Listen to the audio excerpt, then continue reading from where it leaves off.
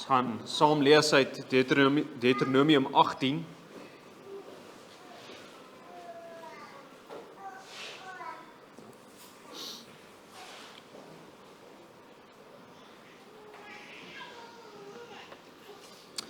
Ons gaan Deuteronomium 18 van vers 15 af lees. Die opskrif hier daar is belofte van 'n groot profeet.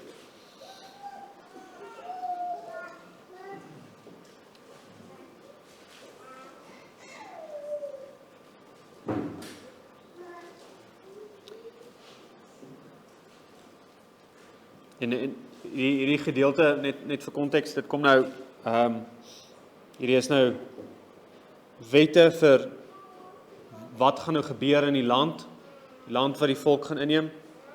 En dan net die deel hiervoor, gaan oor straf oor die waarsêers. En die Here waarsku sy volk, moenie na hulle luister nie. Na die waarsêers, na hierdie ander ouens wat allerhande ander openbaring wil gee. Nee, luister na die groot profeet wat kom. So kom ons luister na sy woord. Deuteronomium 18 van vers 15 af. 'n Profeet uit jou midde, uit jou broers, soos ek is, sal die Here jou God vir jou verwek. Na hom moet jy luister. Net soos jy van die Here jou God by Horeb gevra het, toe jy op die dag van die vergadering gesê het, ek kan die stem van die Here my God nie langer hoor en hierdie groot vuur nie meer sien nie, anders sterf ek. Toe die Here vir my gesê, dis nou Moses, dit is goed wat hulle gespreek het. 'n Profeet sal ek vir hulle verwek uit die midde van hulle broers, soos jy is, en ek sal my woorde in sy mond lê, en hy sal aan hulle sê alles wat ek hom beveel. En die man wat nie luister na my woorde wat hy in my naam spreek nie, van hom sal ek self rekenskap afeis. Maar die profeet wat so vermetel is om 'n woord in my naam te spreek wat ek hom nie beveel het om te spreek nie, of wat in die naam van ander gode spreek, die profeet moet sterwe. En as jy in jou hart sê, hoe sal ons die woord weet wat die Here nie gespreek het nie? As die profeet in die naam van die Here spreek en wat hy gesê het gebeur nie en kom nie uit nie, dan is dit die woord wat die Here nie gespreek het nie. Deur vermetelheid het die profeet dit gespreek. Jy mag vir hom nie bang wees nie. Net tot daar, dan fokus ons nou vanaand op wat ons leer uit die skrif in Sondag 12 van die katekismes. Sondag 12, ons is nou besig met die 12 artikels, verklaring van wat ons bely. En ons het laasweek begin met God die Seun en ons verlossing. Ons gekyk na wat beteken Jesus, sy naam Jesus, ons glo in die Seun van God Jesus.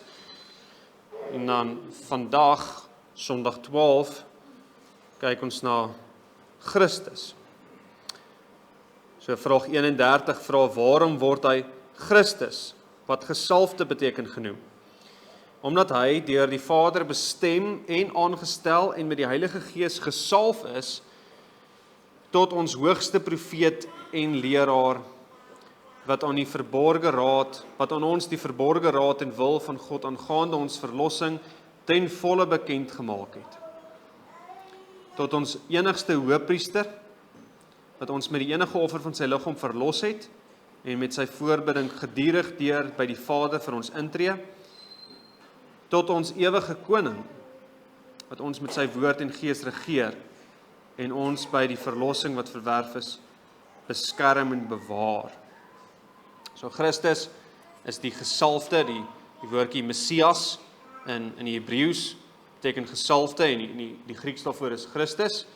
En daarom noem ons hom Christus, gesalf in 3 ampte, profeet, priester en koning, deur die Heilige Gees om dit as ware God en ware mens uit te voer, is die Messias, die Christus, wat sou kom. En dan vraag 32, waarom word jy 'n Christen genoem?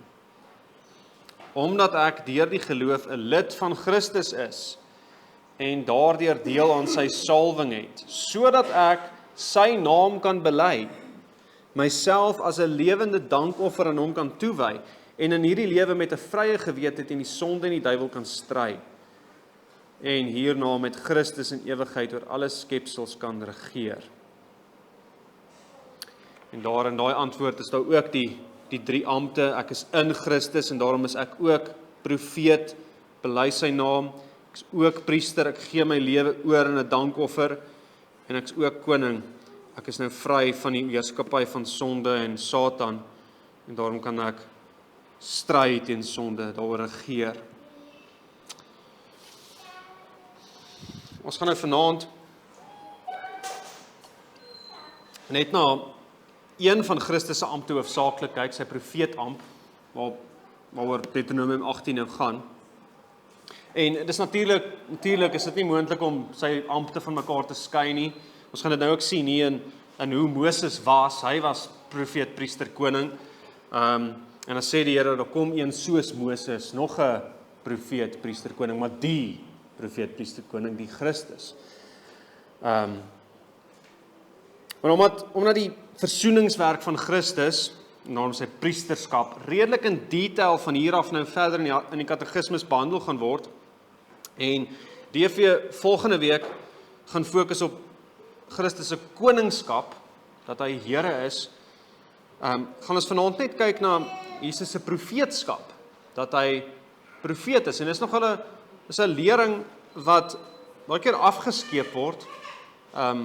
Ons verstaan dit nie mooi nie, Openbaring verstaan ons nie mooi nie, maar dis regtig ontsettend belangrik om te verstaan. Ons het 'n goeie doktrine, leerstelling hê oor wat is hierdie, wat ons het, ons Bybels, Openbaring. Ons moet sê, wat is hierdie Openbaring? En dit is, Jesus is die groot profeet. Jesus is die groot profeet. So, na watter profeet gaan ons dan luister? Ons gaan kyk na wat hierdie paar versies in Deuteronomium van ons leer. So die eerste vraag wat ons nou bykom as ons kyk na Jesus as profeet, die profeet, gesalfde profeet, is hoekom is daar so iets soos 'n profeet? Christus is koning, hy regeer, God regeer oor sy skepping. Hy is priester, want hy moet versoen. Daar's sonde wat versoen moet word, sondaars wat versoen moet word met die genadige God wat dit wil gee. Maar hoekom 'n profeet? Hoekom is daar ooit so iets? Dis mos net God openbaar net homself. Wel, ons gaan nou kyk wat Deuteronomium 18 hieroor sê, maar ons bely, God wil homself aan mense openbaar. En die profete self sê dit ook. God wil homself vir profete wys. Amos 4 vers 13 sê, hy wat die berge gemaak het, alles gemaak het, die Skepper wil sy gedagtes aan die mens bekend maak. Hy wil homself vir mense wys. En daarbij, hy wil sy plan van verlossing vir mense wys. Hy wil wys, hoe kan ons verlos word uit hierdie verderf, uit hierdie ellende? En dis presies wat ons by die profete sien. Dis wat die profete doen. Hulle wys vir ons wie God is, en hulle wys vir ons wat sy groot plan van verlossing. En ons praat gewoonlik, as ons praat van profete in die Bybel, dan praat ons van al die profete na Elia en Elisa. Elia is of die eerste profeet. Maar hoe is dit dat daar openbaring van God aan die volk was voor dit? Nou, Moses was die eerste profeet. En Deuteronomium 18 hier sê dit ook. En Hosea 12 vers 14 sê, deur 'n profeet het die Here Israel uit Egipte gelei. So sê, Moses was die profeet. En reeds hier is die Here besig met sy openbaring van sy plan van verlossing, uiteindelik deur die groot priester, profeet en koning. En voor dit het die Here direk met sekere individue gepraat, maar toe dit by Moses kom, sien ons, dit moes nie so bly nie. Die Here wil, dis sy groot plan, dat sy openbaring kom deur 'n profeet. En hier was Moses. God wil met sy mense praat deur een persoon, een mens, 'n profeet. God se woord moet deur 'n mens na mense toe gaan. Dis die van Moses af. Dis in 'n geval Moses het die Pentateeg geskryf en van daar af is dit wat dit is. Profete openbaar God se woord aan mense. Mense openbaar God se woord aan mense. Maar uiteindelik is die plan wat openbaar word deur hierdie mense dat sy openbaring saamtrek in een mens, een profeet, een versoener, priester, koning en profeet. Okay, maar goed, nog steeds bly die vraag, hoekom is dit die plan? Hoekom moet 'n profeet daar wees? 'n Mens wat vir mense God se woord praat. Ons sien dit in vers 16, wat ons gelees het. 'n Profeet uit jou midde, soos ek is, soos Moses is, sal die Here vir ons verwek. Na hom moet julle luister. Net soos jy van die Here jou God by Horeb gevra het, toe jy op die dag van die vergadering gesê het, ek kan die stem van die Here my God nie langer hoor en hierdie groot vuur nie meer sien nie, anders sterf ek. Die volk wou nie die direkte woorde van God se openbaring hoor nie en kon ook nie. En dit was net die manifestasie van God se heerlikheid. Die volk het 'n middelaar profeet nodig. Iemand wat tussen die volk en God praat. Een wat werklik verhouding het met God, maar wat ook mens is. En dit is nodig want niemand kan voor die Here stand hou nie. En dit is so omdat ons is skepsels, ons kan nie voor die Skepper verskyn in sy almagtige heiligheid nie. Ons is muurtjies voor die grootte God, vol heerlikheid en majesteit en eer. Selfs die sondelose engele maak hulle oë toe voor die Here in sy heerlikheid, sê Jesaja 6. Die tempel se drumpelposte bewe van sy majesteit. En dan nog daarbey is ons sondaars. Soos ons vanoggend gesien het, die Here is 'n terrein om kwaad aan te sien en kwaaddoeners kan by hom nie vertoef nie, soos as hierdie heilige God aan mense homself openbaar, is daar 'n middelaar nodig. 'n Middelaar wat God ken en gelyk ook mens is. 'n Profeet is nodig. En daarom sê die Here toe vir Moses, dit is goed wat hulle gespreek het. En daar is nie net, God het gesien, hulle plan is mooi nie. Hy sal maar doen wat hulle vra nie. Dit was sy plan van die begin af. Daar moet een mens wees wat as profeet middelaar tussen God en sy volk sal optree.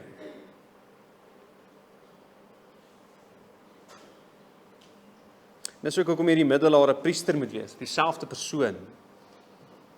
Hy moet 'n offer bring wat die skuld en vlek van die volk gaan wegneem, sodat daar weer vrede tussen God en sy volk kan wees. Sodat daar gemeenskap kan wees. In hierdie openbaring wat die profeet bring, moet dieselfde persoon moet 'n priester wees wat sy volk met God versoen.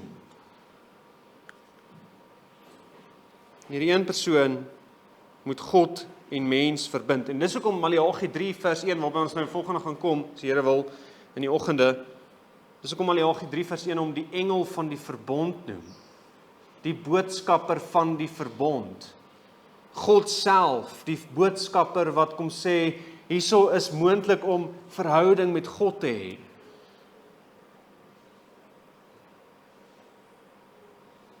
Daarbey moet hy voorbidding doen vir die volk op grond van God se beloftes en sy offer. Dat die mense wat in verhouding met God is, nie verteer word deur sy heilige aangesig nie. Een mens moet God en mens verbind. En Moses is nie dit nie. Hy kan nie wees nie. Maar goed, dis nou hierdie middelaar, priester en koning is die profeet van Deuteronomium 18. En om 'n profeet te wees is regtig 'n besonderse amp in die Ou Testament. Dis moes verskriklik onsagwekkend gewees het as ek hierdie opdrag kry. Soos as jy roeping kry soos Elia of Elisa. Dis vreeslik om hierdie waarskuwing dan te hoor van Deuteronomium 18 vers 20. Die profeet wat so vermetel is om 'n woord in my naam te spreek wat ek hom nie beveel het om te spreek nie. Hy moet sterf. Dis nie speletjies nie. Maar tog ook, dis wonderlik om hierdie opdrag te kry om 'n verteenwoordiger, 'n instrument in God se hand te wees, om sy woorde aan sy volk te bring. En dit onderstreep net weer, God is die oorsaak van die profeetamp. Profete is nêrens in die skrif 'n oorsaak van mense nie. Priesters en konings het gewoonlik hulle paas opgevolg, maar nie profete nie. Profete is gekies vir daai werk. Deur die Here self om sy woord te bring. God openbaar. God kies om te openbaar en nie mense nie. God begin sy verhouding. En nou het alles wat ons nou gesê het en dan verder uit Deuteronomium 18 moet ons 'n definisie kan kry van 'n profeet. Hy's nie net iemand wat die toekoms voorspel nie. Dis redelik die algemene definisie daar buite van 'n profeet is iemand wat kan profeteer oor die toekoms. En die profete wat wel die toekoms voorspel het of openbaring gegee het oor God se plan vir die toekoms, is nie meer geïnspireer as die ander wat net bloot gesê het wat God se woord sê nie. Ja, ons kry hier 'n behoorlike definisie van die profeetamp soos die blou drukprentjie van die groot profeet uitgespel word daar in vers 18. 'n Profeet sal ek vir hulle verwek uit die midde van hulle broers, soos jy is, en ek sal my woorde in sy mond lê, en hy sal aan hulle sê alles wat ek hom beveel. Dis die kriteria en die definisie van die profeet. En alle ander profete moes aan hierdie kriteria voldoen. Hy moet 'n mens wees en deel van die volksgenote, sy broers. Hy moet 'n broer wees. Hulle het woorde van God ontvang om te sê. En daarom het hulle 'n persoonlike, intense, diepe verhouding met God gehad. 'n Verhouding waarin hulle regtig God geken het in liefde, 'n verbondsverhouding. Dit was nie net 'n meganiese, die Heilige Gees neem beheer van my spraakorgane en nou sê ek wat ek het eintlik nie beheer daaroor nie. Daai profete was in 'n verhouding met hierdie God en hulle kon sê wat hy sê want hulle ken hom.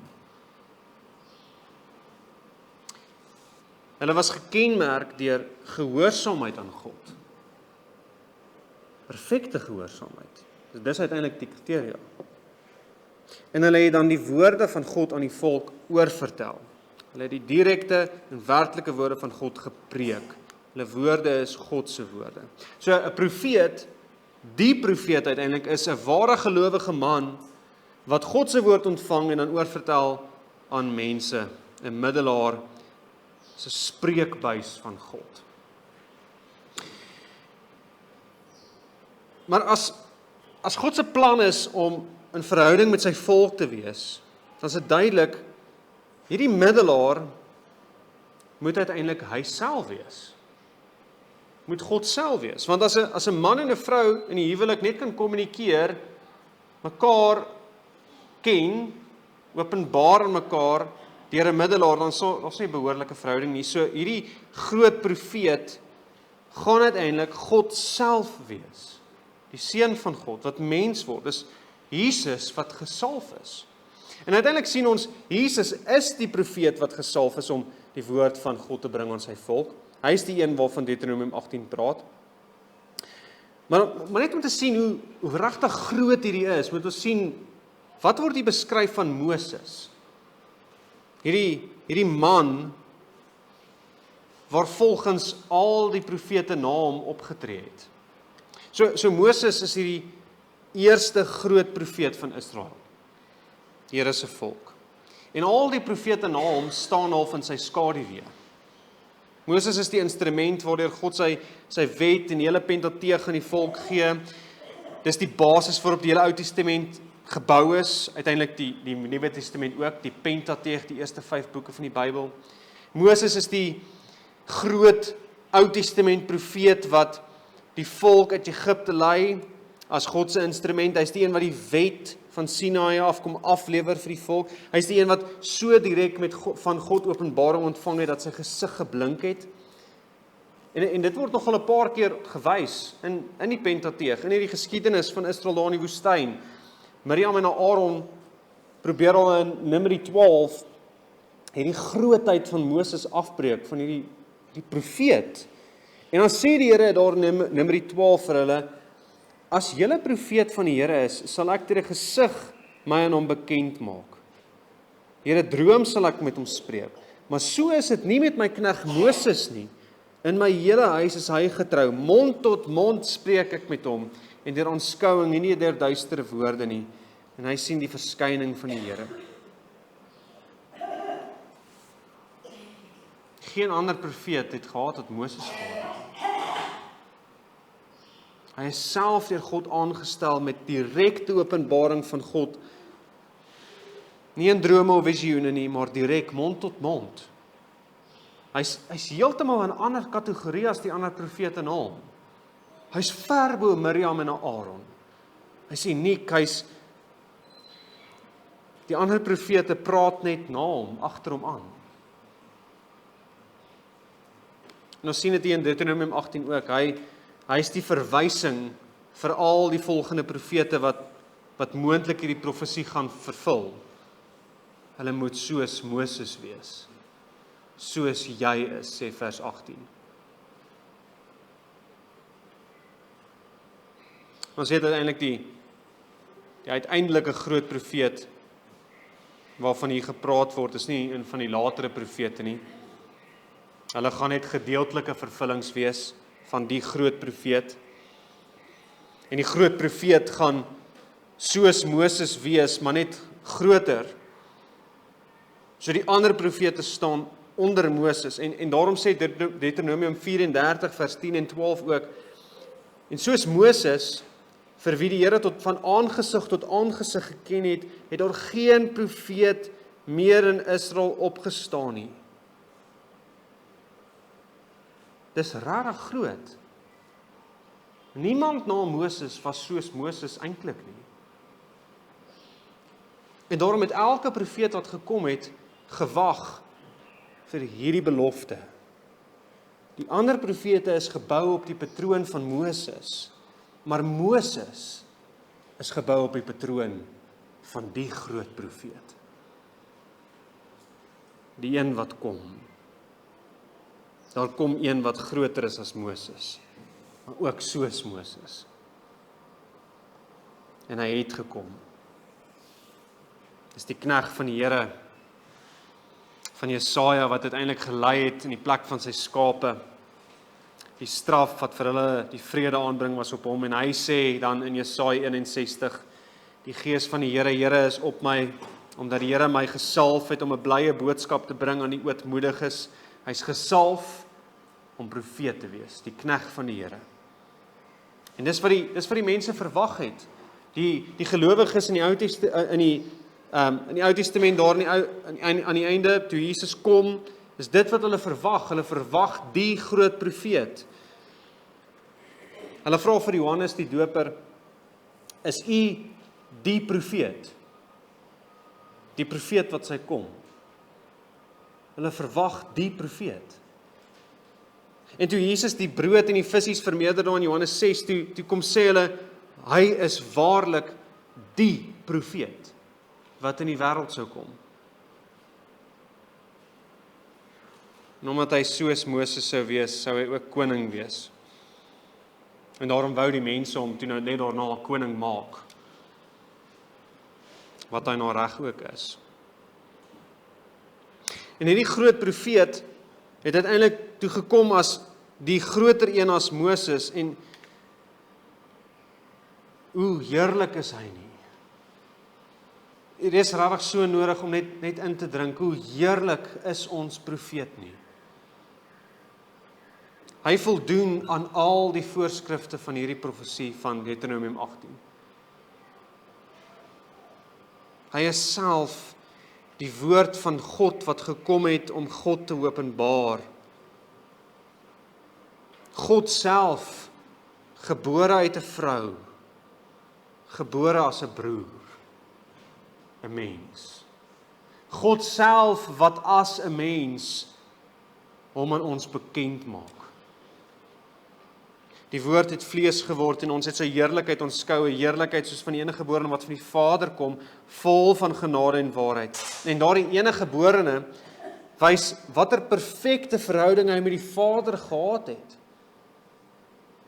Hy en net hy kan die Vader verklaar.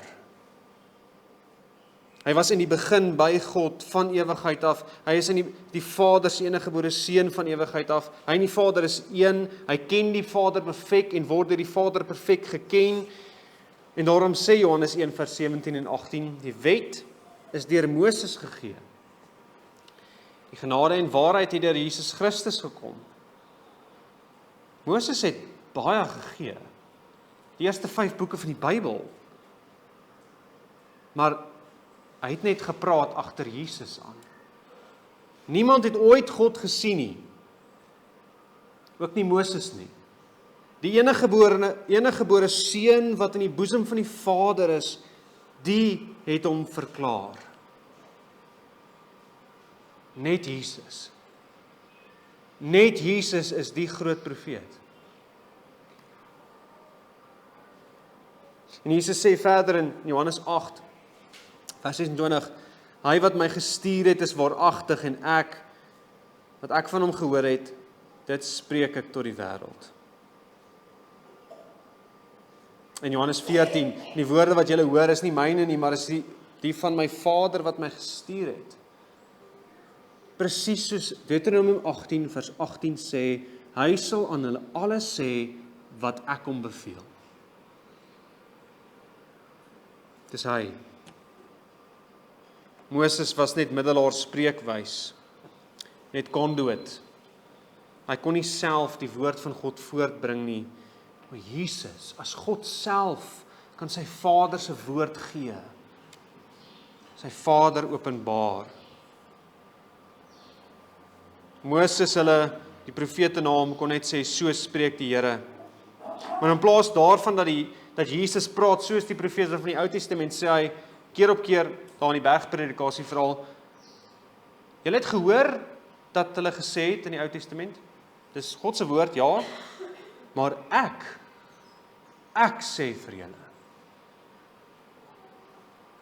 Ek is die een wat hierdie profete se woorde gegee het.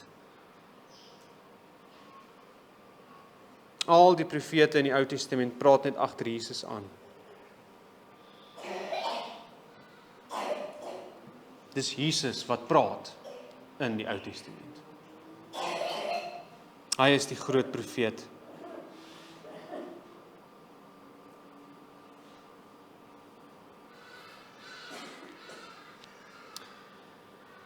Ons het die groot openbaring van die Vader, sy seun, soos ons 'n paar Sondae terug bely het, die seun, die beeld van God, die een wat God openbaar. En daarom kan en mag ons nie ander profete soek as net Jesus nie. Die laaste vers van wat ons gelees het, is nog wel 'n belangrike vraag van, is daar nog profete vandag? Dit gee nogal vir ons die antwoord, of is daar nog direkte openbaring aan sekere individue? Moet ons nog openbaring verwag? Daai versie sê, as jy in jou hart sê, hoe sal ons die woord weet wat die Here nie gespreek het nie? As die profeet in die naam van die Here spreek en wat hy gesê het gebeur nie en kom nie uit nie, dan is dit die woord wat die Here nie gespreek het nie. deur vermetelheid het die profeet gespreek, jy mag nie vir hom bang wees nie. So weet ons of iets van God afkom, 'n droom of 'n profeet wat opstaan, wel, voorspel hy die toekoms foutloos, dis een toets. En niemand sedert Jesus se apostels kon dit doen nie.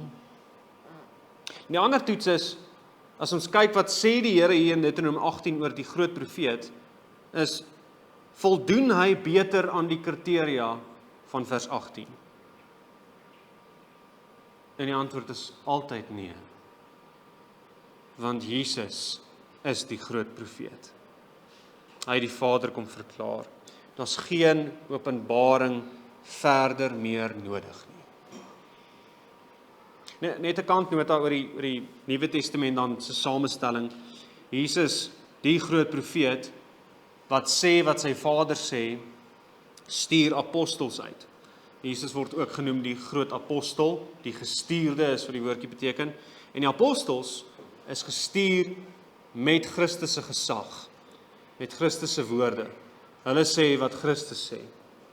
En daarom toe die apostels doodgaan, toe stop die openbaring, die spesiale openbaring van God. Daarna is daar geen profeet wat aan hierdie kriteria voldoen nie. God self is middelaar, daar's geen middelaar meer nodig nie. Dit Hebreërs 1 vers 1-3 sê, nadat God baie keer en op baie maniere in die ou tyd gespreek het tot die vaders deur die profete, het hy in hierdie laaste dae tot ons gespreek deur die Seun. Het hy in die laaste dae tot ons gespreek deur die Seun. Dis nou klaar. Dis nou deur die Seun, en die Seun is die finale perfekte openbaring. Hy wat die afskynsel is van sy heerlikheid en die afdruksel van sy wese en alle dinge dra deur die woord van sy krag, nadat hy hom deur homself die reiniging van ons sondes bewerk het, het hom gaan sit aan die regterhand van die majesteit in die hoogte. Net hy, want net hy kan. Ons net een middelaar, Jesus Christus. En daarom sê die vorige vers hier staan in Deuteronomium 18, julle mag by niemand anders leer nie. As julle in die land kom, moet julle die waarsêers en die towenaars uitroei uit julle uit. Want alle ander forme van openbaring is nie openbaring nie. Jy mag nie by iemand leer van die Here as dit nie die groot profeet se woorde is nie.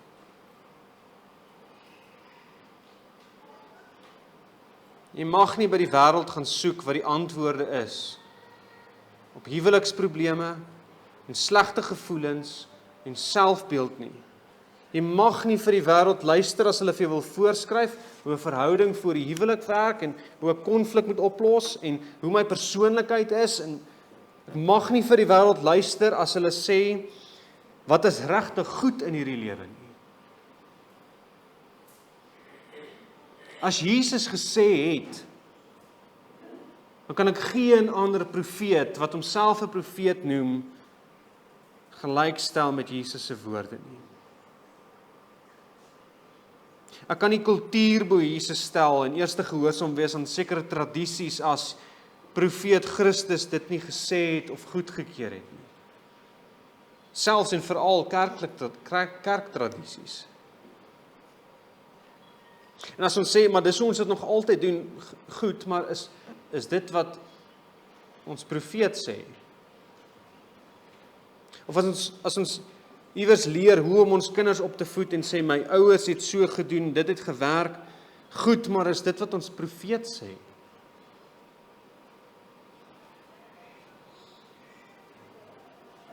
Is dit een profeet en die finale profeet, Jesus Christus?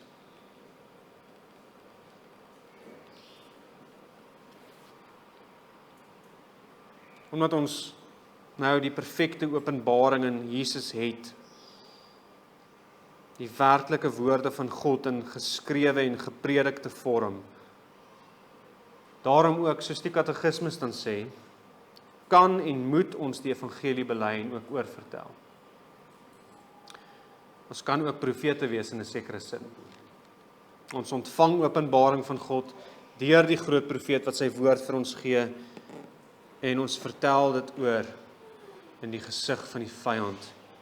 Soos Romeine 1 vers 16 sê, ek skaam my nie oor die evangelie van Christus nie, want dit is 'n krag van God tot redding vir elkeen wat glo, eerste vir die Jood en ook vir die Griek, vir almal.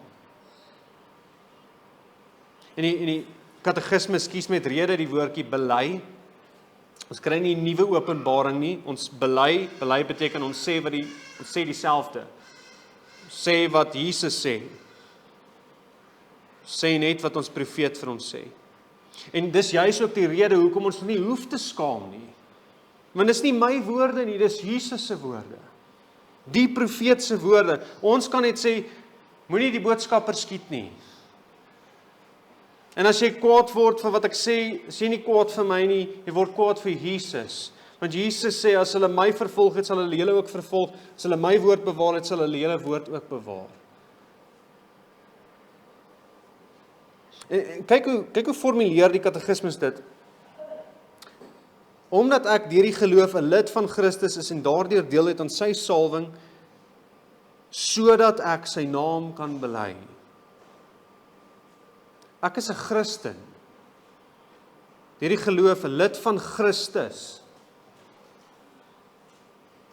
En daarom ook gesalf vir 'n sekere werk, vir 'n doel. Sodat ek sy naam kan bely. Dis nie opsioneel nie. Ek is 'n Christen, profeet, priester en koning. Dis nie opsioneel nie. As die groot profeet my uit die kloue van Satan gered het en die perfekte openbaring aan my gegee het sodat ek die Vader kan ken, beteken dit ek moet sy naam bely. Ek's gesalf daartoe. Ek's 'n Christen. Ek's nie 'n wêreldling nie, ek is 'n Christen.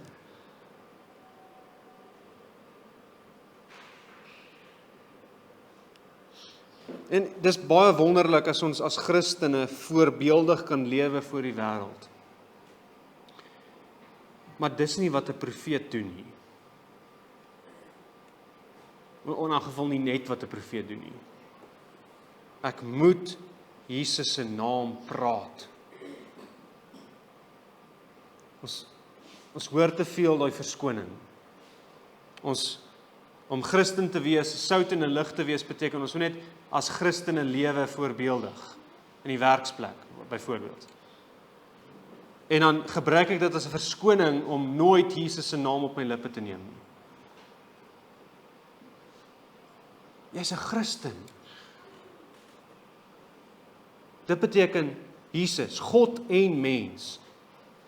Profeet, priester, koning. Ek is in hom.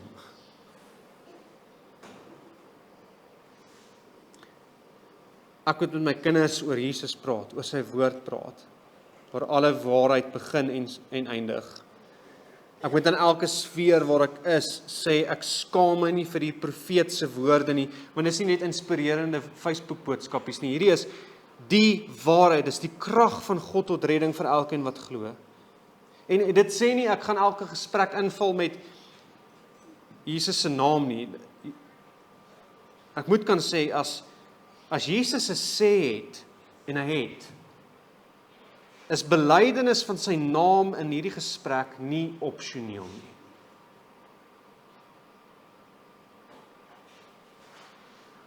As Christen kan ek nie sê, byvoorbeeld, dis opsioneel om oor Jesus te praat in berading oor die huwelik nie. Of in 'n gesprek oor goeie besigheidspraktyke nie. Jesus is die groot profeet. Hy is die bloudruk van al die ander profete. Groter as selfs Moses. Laat ons ag gee op sy woord en net sy woord. En as ons sien ons het nie, of ons doen nie, ons bely sy naam, maar ons sleep sy naam deur die modder, deur om ons te skaam. Al die profeet is ook priester. Hy is getrou en regverdig om al ons sondes te vergewe. Hy wat koning is ook priester. gaan na hom toe.